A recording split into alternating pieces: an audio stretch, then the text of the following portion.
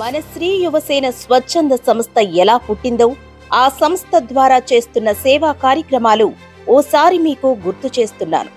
2013 సంవత్సరంలో మార్నిస్వామి అనే మా స్నేహితుడిని ప్రమాదంలో కోల్పోయి తన జ్ఞాపకార్థం చేసిన ఒక మంచి కార్యక్రమం వలన వచ్చిన ఆలోచనతో అదే సంవత్సరం ఆగస్టులో స్నేహితుల దినోత్సవం రోజున శ్రీ యువసేన అనే ఒక స్వచ్ఛంద సంస్థను స్థాపించి సుమారు గత 12 సంవత్సరాలుగా కాకినాడ చుట్టుప్రక్కల ఎన్నో నిరుపేద కుటుంబాలకు అండగా నిలిచాం.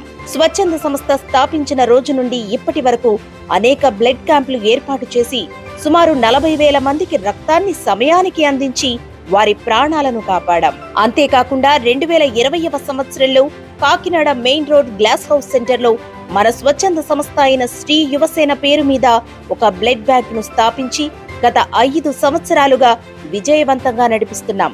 కరోనా మరియు రోడ్డు ప్రమాదాల్లో తండ్రిని కోల్పోయిన 80 మంది చిన్నారుల పూర్తి విద్యాభ్యాసం బాధ్యత దాతల సహకారంతో తీసుకున్నాము.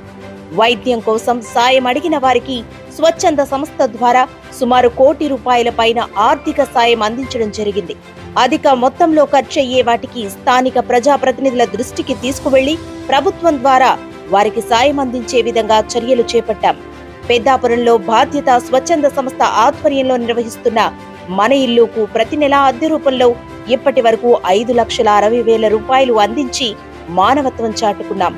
ఈ 12 సంవత్సరాలుగా ఇన్ని సేవా కార్యక్రమాలు నాతో ఉండి నడుస్తున్న స్నేహితులు, అన్నదమ్ములు, కాకినాడ చుట్టుప్రక్కల వ్యాపారస్తులు, ప్రజా ప్రతినిధులు సహాయ సహకారాలతో చేయడం జరిగింది.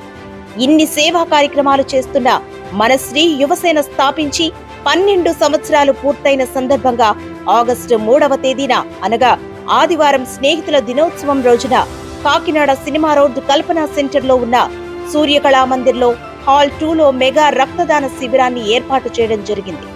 కావున ఆరోగ్యంగా ఉన్న ప్రతి ఒక్కరూ పాల్గొని రక్తదానం చేసి ప్రాణదానం చెయ్యాలని మనస్ఫూర్తిగా కోరుకుంటున్నాం. ఇట్లు మీ సతీష్, శ్రీ యువసేన.